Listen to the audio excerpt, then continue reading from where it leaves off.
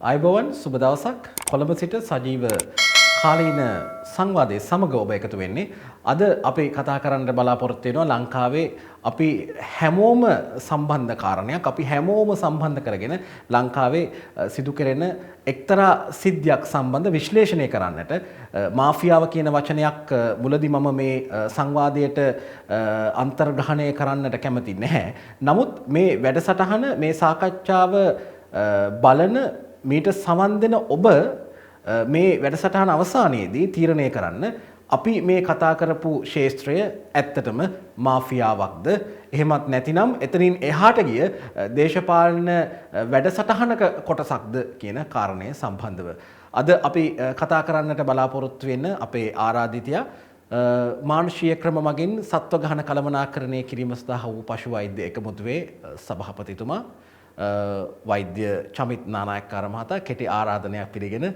මේ අවස්ථාවට සහභාගී වීම පිළිබඳව ඔබතුමාට බෙහෙවින් ස්තුතියි.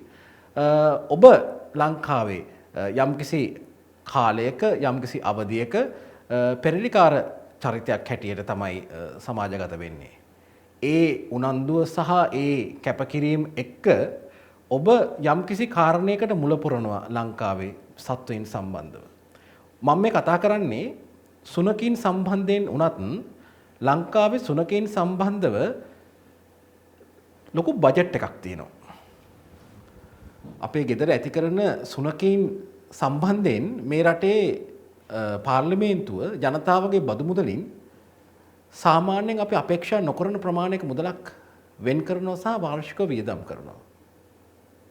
ඒ මුදලට සාධාරණයක් ඉටු වෙනවද? මෙහෙමයි ලංකාවේ සුනකයන් සම්බන්ධයෙන් රජයේ විදියට වියදම් කරන වියදම ක්‍රම තුනකට සිද්ධ වෙනවා. ඒකේ පළවෙනි එක තමයි ඇත්තටම ජලබීතිකාව අපි සුනකයෝ ගැන කතා කරමු ජලබීතිකාව තමයි ඇත්තටම අපි කතා කර යුතු කාරණේ වෙන්නේ. ඒතකොට ජලබීතිකා රෝගේ මාරාන්තිකයි. ඒක හැදින්නේ රැබ්ඩෝ වර්ගයේ වෛරසයකින්. හැදුනොත් අනිවාර්යයෙන්ම මිය යනවා නියතයි. ඉතින් ඒ නිසා දැන් අපි ඒ සඳහා හැබැයි මේ අපි දූපතක් ලංකාව දූපතක් ඒ හින්දා මේ ජලබීතිකාව තුරන් කරන්න අපිට අමාරු වෙන්නේ නැහැ. ඒක පළවෙනි කාරණේ. ඊළඟ කාරණේ තමයි සුනකයා කියන කෙනා මිනිසාට ඊටාම සමීප සහ හිතවතා. ඒ හින්දා හැබැයි මේ සුනකයාගෙන්ම තමයි ජලබීතිකා රෝගය බෝ වෙන්නේ වැඩි හරයක් 95%කට වැඩි ප්‍රමාණයක් බෝ වෙන්නේ සුනකයාගෙන්. එතකොට මේ දෙක අතර තියෙන සමතුලිතතාවයේදී අපි මේ සුනකයා එක්ක තියෙන අපේ අතීතයේ ඉතිහාසය ගත්තත් ලංකා ඉතිහාසය අපි ගත්තත් දැනට ලිඛිත ඉතිහාසයේ විජය රජුරුව ලංකාවට ගොඩ බැස්සට පස්සේ විජය රජුරුව සුනකයා පිටිපස්සේ ගිහිල්ලා තමයි කුවේනිකාවට යන්නේ කියලා පුරාවෘත්තේ තියෙනවා. ඉතින් අදහස් වෙන්නේ එතන ඉඳන්ම ඒ කාලේ ඉඳන්ම අපේ ලිඛිත ඉතිහාසය ගත්තත් මේ සුනකයා කියන කෙනා මිනිසුත් එක්ක සමීපව ජීවත් වෙලා තියෙනවා. හැබැයි සුනකයාගෙන් මාරාන්තික ජලබීති රෝගයත් හැදෙනවා. ඉතින් එතකොට මේ සුනකයා කොහොමද අපි ගාව මේ ජලබීතිකා වෛරස් එක අයින් කරලා අපිත් එක්ක හිතවතා විදිහට තියාගන්නේ කොහොමද කියන ගැටලුව තමයි කාරණේ තමයි අපිට වැදගත් වෙන්නේ. එතෙන්ද මේ ජලබීතිකා තුරන් කරනවා නම් සුනක ගහණෙන් 75%කට ජලබීතිකයන්වත් ලබා දෙන්න ඕනේ. 75%කට ජලබීතිකයන්වත් ලබා දුන්නොත් අනිවාර්යයෙන්ම මේ ජලබීතිකා වෛරස් එක මේ සමාජයෙන් තුරන් කරන්න පුළුවන්. එතකොට මේ සඳහා ඇත්තටම පළවෙනි වියදම රජය දරනවා මේ සුනකයාට ජලබීතිකයන්වත් ලබා දීම සඳහා. දෙවෙනි කාරණේ තමයි මේ අපි නිකමට හිතුවොත් ලංකාවේ ජලබීතිකා කියන්නේ සුනක ගහණය මිලියන 3යි කියලා මිලියන 3න් 75%ක් කියන්නේ විශාල ප්‍රමාණයක්. ඒ හින්දා මේ මිලියන 3 අඩු කරගත්තොත් තමයි අපිට ජලබීතිකා එන්නත් පහසුවෙන් ලබා දෙන්න පුළුවන් මේ සුනකයන්ට. ඒ නිසා අපි දෙවණියට මේ සුනකයන්ගේ ගහණය පාලනය කර යුතු යන්නේ ඉන්නේ මේ විදිහට අපිට 75% එන්නත ලබා ගැනීමේ පහසුව සඳහා. වර්තමානයේ අපි ගත්තොත් වර්තමානයේ වෙනකොට ලංකාවේ ජලබීතිකාව මොන වගේ තැනකද තියෙන්නේ? ලංකාවේ ජලබීතිකාව කොහොමද කියන මට පොඩ්ඩක් දෙන්න නිමේදී ඊළඟ කාර්යයත් මම කියන්නේ. ඒතකොට දෙවෙනි වියදම අපිට එනවා සුනක වන්දනාකරණය කිරීම සඳහා. ඊටඟට ඇත්තටම මේ කාරණා දෙකටම දරුව රජය විශාල වියදමක් දරන්නේ සුනකයේ සපා කෑවට පස්සේ රෝහල්ගත වෙන මිනිස්සුන්ට එන්නත් කරන්න. මේක විශාල ප්‍රමාණයක්. මේක මේ සෞඛ්‍ය වියදම විදිහට ගත්තොත් එහෙම ලංකාවේ වැඩි ප්‍රමාණයක් වියදම් වෙන්නේ ඇමොක්සිලින් ආනයනය සඳහා. ඊට පස්සේ විශාල මුදල් ප්‍රමාණයක් වියදම් වෙන්නේ ඇත්තටම මේ සුනකයේ සපා කෑවට පස්සේ මිනිස්සුන්ට ගහන එන්නත් සඳහා තමයි වියදම් වෙන්නේ. වගේ මම සරල කාරණයක් ඔබට යොමු කරපු ප්‍රශ්නය. ඒ වියදම් වෙන මුදල පිළිබඳව අපි ගාව සංකල්පයක තිබෙනවා. ඒ මුදලට සාධාරණයක් ඉටු වුණාද ලංකාවේ? මෙම සාධාරණයක් ඉටු වුණාද කියන කාරණය නිමේද දැන් අපි ගත්තොත් එහෙම අපි මේ වැඩසටහනට ඇත්තටම දැන් මම ජලබීතිකා මරදන වැඩසටහන වලට සම්බන්ධ වෙන්නේ 2006 අවුරුද්දේ ඉඳන් මම අවුට් වුණාට පස්සේ විශ්වවිද්‍යාලේ මම එතන ඉඳන් ඇත්තටම ඔබ 2008 වසරේදී සෞඛ්‍ය අමාත්‍යාංශයත් එක්ක එකතු වෙලා නියම ව්‍යාපෘතියක් ආරම්භ කරලා ඔබ රජයේ මුදලින් මේ ජලබීතිකාව තුරන් කරන වැඩසටහන මුල පුරනවා. ඔබ කිව්වා 2020 ලංකාවේ ජලබීතිකාව තුරන් කරපු රටක් කියලා. මට මතකයි ඔබ මිට දශකයකට පමණ පෙර ඔබ ප්‍රකාශ කරා ඔබ විවිධ අවස්ථාවන් වල මාධ්‍යයන්හි ප්‍රකාශ කළා 2020 rabies free country. ඒක තමයි ඔබතුමාගේ concept එක උනේ. අද ඔබ කොතනද ඉන්නේ? සෞඛ්‍ය අමාත්‍යාංශය කොතනද ඉන්නේ? ජලබීතිකාව කොතනද තියෙන්නේ? 2008 ඉඳන් 2020 වෙනකන් වියදම් කරපු මිනිස්සුන්ගේ බදු සල්ලි වලට මොකද උනේ? අතන නිවේද වැදගත්ම ප්‍රශ්නය මම ඇත්තටම දැන් මට මෙතනදි කියන්න ඕන කාරණේ නිවේද කියන්නේ ඇත්තටම මුලින් මාධ්‍ය ආයතනික වැඩ කරන කාලෙම නිවේද මුල් කාලෙම මේ වැඩසටහන ගැන ආරංචි වෙලා ඇත්තටම අපේ වැඩසටහන ගැන නිරන්තරයෙන්ම අවදියෙන් හිටියා සහ ඒ ගැන වැඩසටහන පිළිබඳව ඒ කියන්නේ අප්ඩේට් කරා ගොඩක් වෙලාවට මාධ්‍ය හරහා ඒක ඉතින් ලොකු කාර්යයක් වුණා. මම හිතන්නේ නිවේද මම හිතන්නේ ගොඩක් ඔබ මේ ගැන දන්නවා. මෙතන ගැටලුව තියෙන්නේ ඇත්තටම සමහර දැන් අපි උත්තරම නියම ව්‍යාපෘති අපි කරන්නේ 2006 අන්තිමට. ඒකලා 2007 වෙනකොට මිනිස්ට්‍රියට ඉදිරිපත් කරලා තමයි මිනිස්ට්‍රියේ මුදල් වෙන් වෙන්නේ. මොකද හේතු වෙන්නේ බුද්ධ ජයන්තිය නිමිති කරගෙන මම මේක ඉතිහාසයට ගියොත් එimhe 1973 ලංකාවේ එකපාරම විශාල ප්‍රමාණයක් මිනිස්සු මිය යනවා ජලබීතිකා රෝගයෙන් හින්දා. ඊට පස්සේ රෞස්ක මහත්තයාට තීන්දුවක් ගන්නවා ගහනේ පාලනය කර යුතුයි. කොහොම හරි ගහනේ පාලනය කර යුතුයි කියලා. එතනදී සුනකයෝ ලක්ෂයක් ගානේ අවුරුද්දට මරන්න කියලා තීන්දුවක් ගන්නවා. එතනින් එහාට බලුවෑන් සංස්කෘතිය අන්න හරි. ඒ කියන්නේ මුලින් මේගොල්ලෝ අරගෙන ඊටාම කේජනීය මරණයක් ඇත්තටම අපිට ඇඟේ කිලිපලායන එකක් මුලින්ම ගෙනලා කාබන් ඩයොක්සයිඩ් ගහලා මැරුවා. පස්සේ සයනයිඩ් ගහලා මැරුවා. වගේ විවිධ ක්‍රම වලින් ඇත්තටම කරා. ඉතින් ඒ වුණාට මේ වැඩසටහන කරගෙන ගියාට ඒකට ඉදිරිපත් වෙන අය පවා මේ වැඩසටහන සම්බන්ධයෙන් කැමැත්තක් උනේ නැහැ. ඒක ලක්ෂයක් අවුරුද්දට මරනවා කියලා හිතුවට ඇත්තටම ලක්ෂයක් මේ මරන්න ඒගොල්ලෝ ඇත්තටම එහෙම කරේ නැහැ. ඒ වගේම සමාජයේ විවිධ විදිහට ලොකු විවේචනයක් ගම්වලට ගිහිල්ලා ඉල්ල වුණා. සමහරලාට සෞඛ්‍ය අමාත්‍යාංශයේ අය මේ වැඩේට යනකොට මිනිස්සු එකතුලා ගැහුවා. ඒ වගේ සිද්ධි පවා වුණා. නඩු පවා තියෙනවා. ඒ වගේ සිද්ධි වෙලා මේ සමහර දිස්ත්‍රික්කවල. ඉතින් ඒ නිසා තමයි බුද්ධ ජයන්තිය වෙනුවෙන් ඊට පස්සේ තමයි සත්ත්ව සුබදාන සංඝම් මැදිහත් වෙලා මේ සම්බන්ධයෙන් එපා කියන කාරණේට ආවා. ඊට පස්සේ තමයි ගොඩක් වෙලාවට ඒක බුද්ධ ජයන්තිය වෙනුවෙන් අපි මේ වැඩසට සුනකයෝ මරණ එක නතර කරා. හැබැයි නතර කරාට මොකද්ද කරන්නේ? ගහනේ පාලනය කළ යුතුමයි. ගහනේ පාලනය කරන්න කොහොමද කියලා වැඩසටහනක් තිබුණේ නැහැ. ඒතකොට ජලබීතිකාම ජාතික ජලබීතිකා මරණ කමිටුවක් තිබුණා. ඒ කමිටුවේ මම අපොයින්ට් කරා මොකද්ද මේකට සාකච්ඡා කරන්න කියලා කියන්න. එතනදි තමයි අපි අන්තිමට ඒ කමිටුව ඇතුලේ සාකච්ඡා විතරයි ඇත්තටම තිබුණේ වැඩක් හරියට උනේ නැහැ. පස්සේ අපි එළියට බහැලා මමත් ඩොක්ටර් වෛද්‍ය උදේ විජේවර්ධනත් එතකොට රාජ්‍ය සෝන සංවිධානයකුත් එකතු වෙලා ඇත්තටම මේ සත් සුබදාන සමිතියකුත් එකතු වෙලා ඇත්තටම නියම ව්‍යාපෘතියක් නුවර උඩු නුවර කරා. ඒ නියම ව්‍යාපෘතිය විදිහට ඒක ඉදිරිපත් කරාට පස්සේ තමයි ඒගොල්ලෝ ඒ වෙනකොට බලු ගහනේ වේගෙන් වැඩි වුණා. මොකද කිසිම ක්‍රමයකට ගහනේ පාලනය කිරීමක් නැති නිසා. ඊට පස්සේ තමයි ඇත්තටම රාජ්‍ය විදිහට මේක පිළි අරගෙන වැඩසටහන 2008 දී එන්නේ. ඊට පස්සේ තමයි වැඩසටහන ක්‍රියාත්මක වුණේ. නිවේද දැන් මෙතන තියෙන කාරණේ මෙහෙම කාරණයක් තියෙනවා. මම අපේ ලංකාවේ මම දකින්න ලොකුම අඩුපාඩුවක් තියෙනවා. දැන් රජයට සමහරලාවට රජය සහ දැන් අපි එතකොට මේ වැඩසටහන සම්බන්ධයෙන් රජයේ තියෙන ඉහළ නිලධාරි සහ රජයේ තියෙන ඇමති නෑ මම ඔබගෙන් මං කෙටි ප්‍රශ්නයක් ඇහුවේ. ඔබ සහ ඔබගේ ආයතනය සෞඛ්‍ය අමාත්‍යාංශයේ ටෙන්ඩර් ලබාගෙන සෞඛ්‍ය අමාත්‍යාංශයත් එක්ක එකතු වෙලා ඒ ටෙන්ඩර් ලබා ගන්නවා කියන්නේ ටෙන්ඩර් පටිපාටිය රජයේ ක්‍රියාපටිපාටිය ලබාගෙන ඒ කරපු වැඩසටහන ප්‍රතිඵලදායකයිද? ඒකේ මොකක්ද අවසානයේ ලැබුණේ? නෑ නිමෙත මම එතෙන්ට තමයි එන්න හැදුවේ. එතන දැන් කාරණේ තියෙන්නේ මෙහෙමනේ. දැන් එකක් තමයි දැන් මම ඔබට ඒ ප්‍රශ්නේ ගොනු කරගත නොහැකි නම් කෙටි පිළිතුරකට අපිට පුළුවන් වෙනත් ප්‍රශ්නයකට යන්න ඔබ අපහසුතාවට නෑ මට අපහසුතාවටපත් වීමක් අවශ්‍ය නෑ. මම කියන්නේ අතන මට ඒකට උත්තරයක් දෙන්න පුළුවන්. මම කියන්නේ මෙහෙමයි. ඒක සිද්ධිය තියෙන්නේ අපි යම් විදිහකට දැන් මොකද මම වෘත්තීය වේදිකෙක්නේ. ඒතර මගේ වෘත්තිය මම ඊටාම මානසිකව සත්ත්වඝාන පාලනය පිළිබඳව මම රටවල් වල ගිහිල්ලා මම ආදාරලා තියෙනවා. ඒ වගේම මම පොතපත වලින් හැම වෙලෙම මට ලොකු දැනුමක් තියෙනවා. දැන් මම කෙටි ප්‍රශ්නයක් ඔබට යොමු කරන්නේ. මේ වැඩසටහන සාර්ථකද? මේ වැඩසටහනෙන් ජනතාවගේ බදු මුදල් වලට ප්‍රයෝජනයක් ලැබුණද නැද්ද?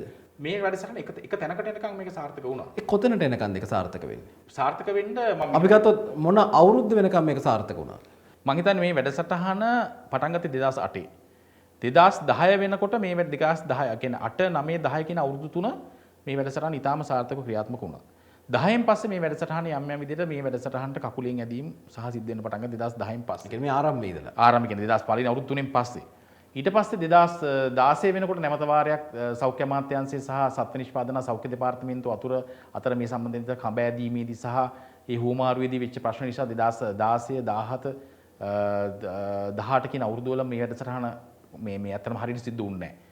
මොකද ගහනයක් පාලනය කරනවා කියන එක ඔබ කියනවාද 2016 වසර වෙනකම් මේ වැඩසටහන සාර්ථකව ඔබලගේ ඉලක්ක පරිපූර්ණ කර ගැනීමට හැකි මාවතක මේ වැඩසටහන ආවා කියලා ඉදිරියට නෑ.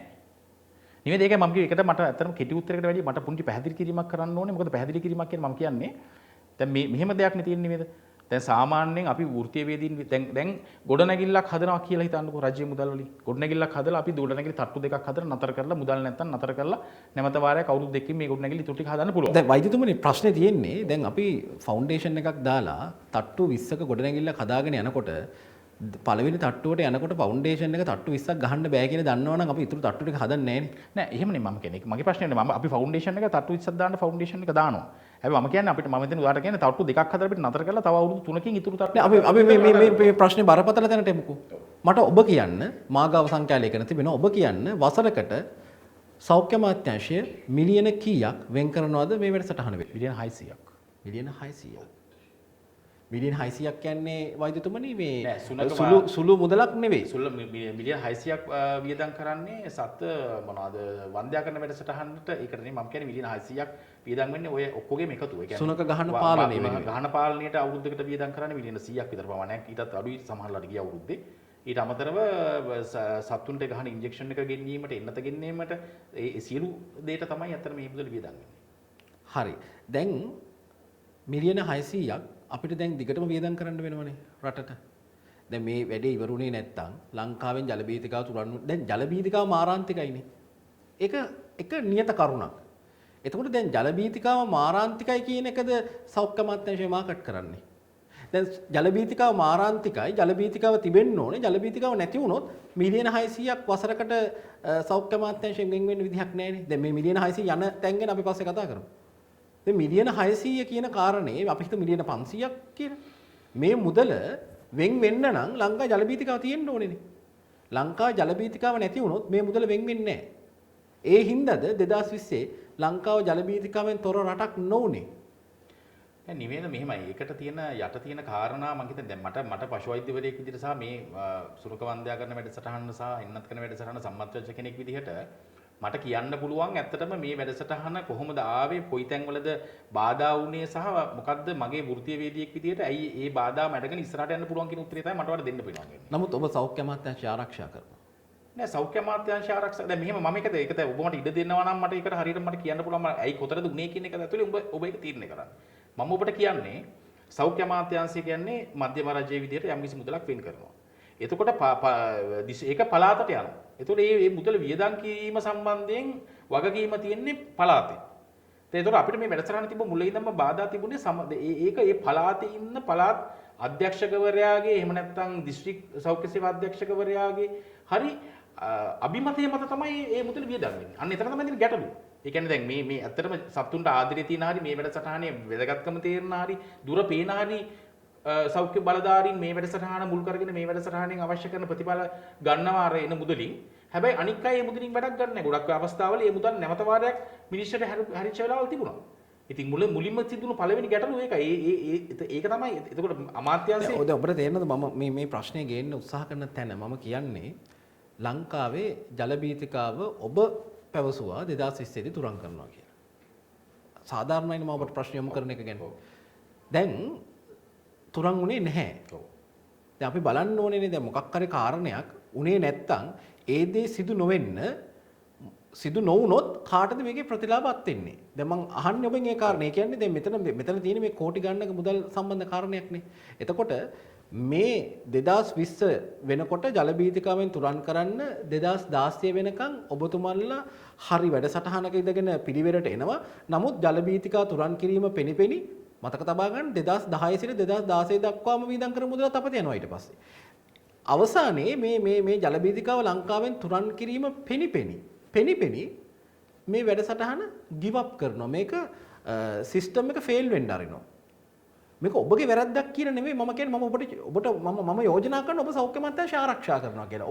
ඔබට ඇයි බැරි සෞඛ්‍ය අමාත්‍යාංශයේ මේ ඒ නිර්ණායක සම්බන්ධ කතා කරන්නේ? නිවේද එතන තියෙන ගැටලුව මෙහෙම දැන් මම සෞඛ්‍ය අමාත්‍යාංශයේ පළවෙනි කාර්යය මම සෞඛ්‍ය අමාත්‍යාංශයේ බලය තියෙන නිලධාරියෙක් නෙමෙයි. නැහැ. මම සෞඛ්‍ය අමාත්‍යාංශයේ ඔබතුමාට සෞඛ්‍ය අමාත්‍යාංශයේ බලය තියෙන පුද්ගලයෙක් කියන මම මෙතනදී කියන්නේ නැහැ. නමුත් මතක තබා ගත යුතු කාරණේ තමයි සෞඛ්‍ය අමාත්‍යාංශය විසින් මෙහෙවන මේ වැඩසටහන බිම්මට්ටමේ ක්‍රියාත්මක කරන්නේ ඔබ ප්‍රමුඛ ආයතනය විසින්. නෑ ඒක එහෙම නෙමෙයි නිවේද මෙතන ගැටලුව තමයි. දැන් මේ වෙනකොට මේ සම්බන්ධයෙන් මේ මෙහෙමනේ. දැන් සෞඛ්‍ය අමාත්‍ය පළවෙනි කාරණේ සෞඛ්‍ය අමාත්‍යාංශයේ ඇතුලේ තියෙන සිතිම දෙක තීන්දුව කිරීම ගැනීම අයිතියක් මට නැහැ. හැබැයි මම සෞඛ්‍ය අමාත්‍යාංශයට යම් දේවල් යෝජනා කරනවා. ඒ යෝජනා කිරීම සම්බන්ධයෙන් මම ඒ අධ්‍යක්ෂකවරයාත් එක්ක කතා කරනවා. ඒ වගේ කතා කරනවා.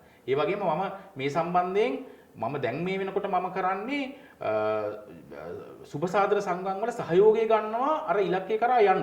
නෑ ඉතින් හරි ඒ කතාව අපි පිළිගන්නවා. නමුත් දැන් මේ 2020 ජුනි මාසේ 17 වෙනිදානේ.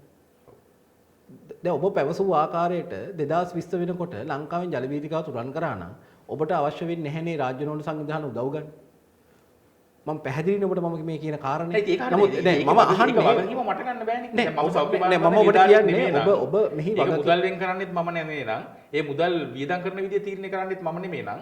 මම අපි මොකක් එකතු වෙලා මොකක් හරි සැලසුමක් දෙනවා ආණ්ඩුවට මෙහෙමයි කියලා. ආණ්ඩුවෙන් ඒ සැලසුම ක්‍රියාත්මක කරන්න අවශ්‍ය කරන බලය සහ සියලු දේවල් තියෙන ආණ්ඩුවේ නං සෞඛ්‍ය අමාත්‍යාංශයේ නං. ඒක මගේ ප්‍රශ්නයක් නෙමෙයි. මට තියෙන්නේ මට තියෙන මගේ පාර්ට් එක මම හරියට කරනවද නැද්ද කියන එකනේ වෙන්න ඕනේ. මගේ පාර්ට් එක මම ඉතිහාසය ඇතුළත මම හරියට කරලා තියෙනවා. ප්‍රමාණවත්. ඔව්. ඒ කියන්නේ මම පුද්ගලයෙක් විදිහට මෙහෙමනේ දැන් සමහර දේවල් නෙමෙයි මෙහෙම තියෙන දැන් මට මේක මම දැකපු හීනයක් නේ ඇත්තටම. ඒ කියන්නේ මම 2008 මම විශ්වවිද්‍යාලයෙන් අවුට් වෙච්ච දවසේ ඉඳන්ම මම මේකට මහන්සි වුණා. හරිද? මට අදහසක් තිබුණා මේක කරන්න ඕනේ. ඒ අදහස සම්බන්ධයෙන් මම ඇත්තටම දැන් අවුරුදු 20ක් වෙනවා මගේ මුළු ජීවිත කාලෙම මම අවසානයේදී මම කියන්නේ මම සෑහෙන දේවල් මගේ ජීවිතේ කැප කරා මගේ කාලය ගත්තොත් මේක. මොකද මේක ලේසි දෙයක් නෙමෙයි. මේක මේ මුදල් වලින් මනින්න පුළුවන් දෙයක් නෙමෙයි අපි කරපු කැපකිරීම. ඉතින් ඒතකොට ඒ කැපකිරීම සම්බන්ධයෙන් මට සතුටක් තියෙනවා මම අතෙන් එනවා කියලා. හැබැයි මම කැප කරා පමණින් එක පුද්ගලයෙක් සහ මගේ කණ්ඩායම කැප කරලා පමණින් ඔබට අපි චෝදනා කරන්නේ ඉලක්ක සම්පූර්ණ කරගන්න බෑනේ. නෑ අපි ඔබට චෝදනා කරන්නේ අපි අහන්නේ සෞඛ්‍ය අමාත්‍යාංශය විසින් මේ වැඩසටහන අකර්මණ්‍ය වෙන්න ඉඩ ඇරියා නේද කියන කාරණේ විතරයි. ඒකට හේතුව හැටියට අපි යෝජනා කරනවා ජනතාව වෙනුවෙන් අපි මේක යෝජනාව කරන්නේ සෞඛ්‍ය අමාත්‍යාංශය විසින් කෝටි ගාණක මුදලක් අවුරුදු පතා වෙන් කර ගැනීමේ පරමාර්ථය මතම මේ වැඩසටහන ෆේල් වෙන්න ඇරියා කියන කාරණේ. ඒ යෝජනාව අපි ඔබට කරනවා. ඒක පිළිගත හෝ පිළිගත නොහැකි කියන කාරණේ ඔබේ උත්තරේ මරිජු පිළිතුර බලාපොරොත්තු වෙන්නේ. එහෙම නැතුව ඔබට මම චෝදනා කරේ නෑ. ඔබ ඒ චෝදනා බාරගත යුතු නෑ. නමුත් මම මේ වැඩසටහන ආරම්භයේදී හිතුවා ඔබගේ අතීතය පිළිබඳ මා දන්නා තරමේ ඔබට කොන්දක් තියෙයි කියලා. මේ පිළිවෙල කෙලින් පිළිතුරක්. කොන්ද පිළිබඳ ප්‍රශ්නේ තියෙන මෙහෙම නේද දැන් නෙමෙයිද දැන් අපි කාටවත් කොන්දක් තිබුණා කියලා අපිට හැම කෙනාම කැපැසිටි එකක් තියෙනවානේ. අපි ඒ සම්බන්ධයෙන් ඔයා නිවේද දන්නවා නම් පහුගිය කාලේ අපි පාවිච්චි කරන සමාජ මාධ්‍ය ජාලවලට ගියොත් එහෙම මේ වගේ අපි කතා කරපු දේවල් අපි කියපු දේවල් අපි ඒව සම්බන්ධයෙන් ලියපු ලිපි ගත්තොත් නිවේදට ඉතිහාස තේරේ අපි තවදාවත් මේ කොන්ද තියාගෙන තමයි මේ අවුරුදු කාලක් හිටියේ කියලා. මම හිතන්නේ අද ඔයා මෙතෙන්ට මම ගෙන්නන්නේ මට ඒ කොන්ද තාම තියෙන හින්දා. මෙතන කොන්දේ ප්‍රශ්නයක් නෙමෙයි නිවේද තියෙන්නේ. ඒකට මේක මුළු සමාජයක් විසින්ම එකතු වෙලා කරන්න ඕන දෙයක් මිසක මේක තනි පුද්ගලයකට හරි එහෙම කරන්න පුළුවන් දෙයක් නෙමෙයි. දැන් මොකද රටේ එහෙමනම් ඒක අපි පිළිගන්නවා. රටේ තියෙන සියලු ප්‍රශ්නවලදී එහෙනම් ඉතින් මේ රටේ කවුරුත් කොන්දක් නැහැ නේද? මොකද රටේ තියෙන ගොඩක් ප්‍රශ්න විසඳලා නැහැනේ. ඒ හැම ප්‍රශ්න රටේ තියෙන ගොඩක් දේවල් සම්බන්ධයෙන් රට අද මෙතන තියෙන්නෙත් නැහැනේ. නිමෙදෝ කියන මට්ටමේ මේ කොන්ද තිබ්බේ නැතම් මිනිසුන්ට. එහෙම කොන්ද තියෙන මිනිස්සු ඉන්නවා. හැබැයි කොන්ද තියෙන මිනිස්සුන්ගේ කැපැසිටි එකක් තියෙනවා. ඒ මිනිස්සු තමන්ගේ කොන්ද හින්දා ඒ මිනිස්සු හරි මම ඒ ප්‍රශ්නේ ඔබට වෙන ආකාරයකින් යොමු කරන්නම්කෝ. චමිත් නානායක්කාරගේ කොන්දෙන් පෞරුෂයෙන් ප්‍රයෝජනයක් ගන්න බැරි වුණේ සෞඛ්‍ය අමාත්‍යාංශයේ ක්‍රියාකලාපයේ හින්දාද? ඔව්. ඒ පිළිතුර තමයි අපි ඔහුගෙන් බලාපොරොත්තු වෙන්නේ. ලංකාවේ ජල බීතිකාවට වසරක් පාසා වෙන් කරන කෝටි ගණනක මුදල් කොහොමද වියදම් වෙන්නේ? ඒ වගේම ඇයි 2020න් පස්සේ සෞඛ්‍ය අමාත්‍යාංශය මේ විදිහටම වියදම් කරන්නේ? එහෙනම් 2016 වෙනකම් වියදම් කරපු මුදල 2016න් පස්සේ 2020 වෙනකම් මේ වියදම අඩු කරන්න තිබුණු කාලේ ඇයි මේ වැඩසටහන ලංකාවේ ජල බීතිකාව තවදුරටත් හිඟන්නගේ තුවාලේ කියන තැනට ගේන්න ඒ බලධාරීන් ක්‍රියා කරේ. ඉතින් මෙතුමගෙන් අපි බලාපොරොත්තු වෙච්ච කාරණේ ඒ පිළිතුර අපි හිතනවා ඒ ප්‍රමාණවත් පරිදි ලැබුණා කියලා.